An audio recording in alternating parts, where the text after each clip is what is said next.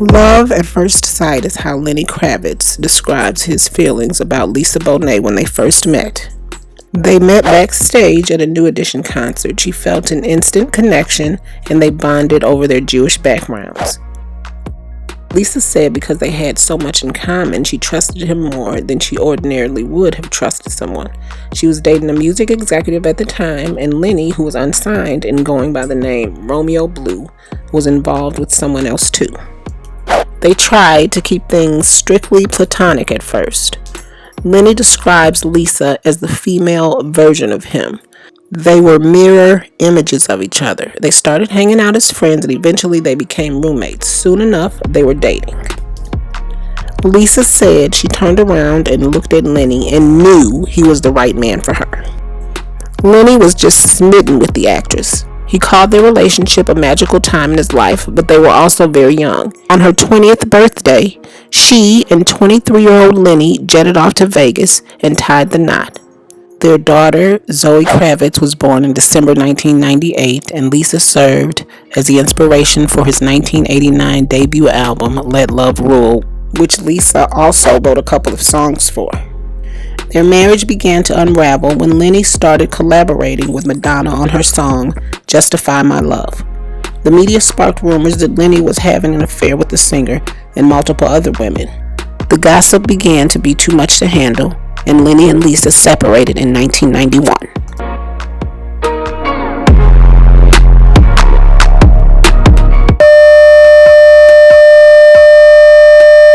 Lisa reportedly got fired from her television gig, legally changed her name to Liliquai Moon, and in 1993 she filed for divorce. Lenny told Rolling Stone he was in a tremendous amount of pain when they broke up. For 6 months, he slept for only 2 hours a day. Whenever he was awake, he was walking around like a zombie. Lisa said her heart was blown open from just loving someone so much. Her failed marriage deepened her desire to heal herself. Jason Momoa appeared on The Late Show with James Corden and said at the age of 8, he saw Lisa on TV and said to his mommy, "I want that one." He always wanted to meet her and had a crush on her for years, but his personal life was going in a different direction. In 1999, at the age of 19, Jason landed a role on the series Baywatch Hawaii. That's where he met 26-year-old Simone Jade McKinnon. They began dating, and according to the Herald Sun, someone financially supported Jason during his relationship until he financially landed a full-time role on the 2004 television show North Shore. With a good job and a steady paycheck, things were looking up for Jason, so he proposed to Simone. In 2004, they began planning their big day. Jason got invited to a Los Angeles jazz club. His group of friends just happened to be friends with Lisa, and they invited her to join them as well. Jason turned around and Lisa introduced herself. Jason said he could feel fireworks going off inside of him. He told James Corden of The Late Show that at the end of the night, he convinced Lisa to give him a ride home because he was staying at a hotel and didn't have a car at the time. On the way home, they stopped at a cafe where Lisa ordered a Genesis beer. That's when Jason realized not only was Lisa his childhood crush, but she was also a fan of his favorite beverage. Jason was hooked and said he fell in love with her right at that moment. Lisa said from the moment they met, they've been together. She said love came at them fast, but Jason didn't run away from her like most men did. She said he basically picked her up and threw her over his shoulder, caveman style. Jason credits Lisa for basically saving his life because she's the one who keeps him grounded, feeling secure and confident. He told Men's Health, although he has had a crush on her for years, after 4 years of getting to know her, he realized she is the woman of his dreams. He said he would have been in a much worse place if it hadn't been for her. Simone told the Herald Sun she was shocked by the turn of events. He abruptly dumped her. And Simone took her time mourning the end of their relationship, but things were about to get a lot worse. In 2007, paparazzi cameras photographed Lisa strolling through flea markets in Pasadena, California, looking heavily pregnant.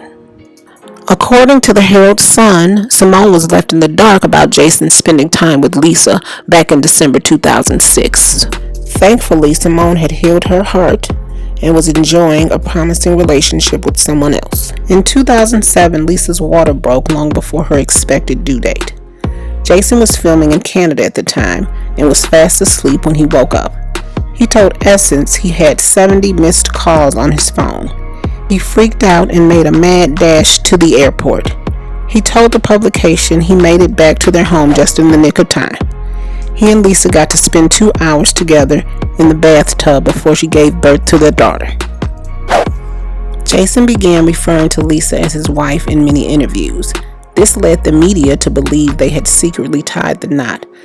Lisa gave birth to her and Jason's son in December of 2008.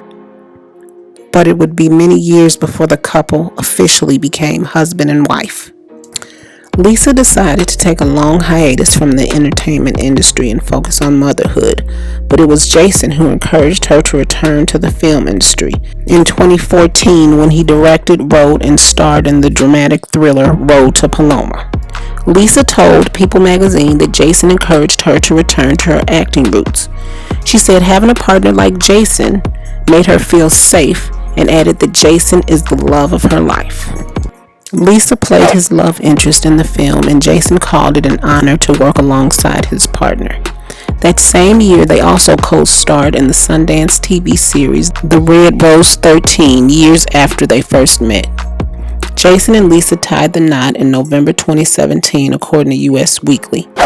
They said their I do's at their home in California. Following their wedding, Jason told Entertainment Tonight he was ecstatic to be married to his dream woman.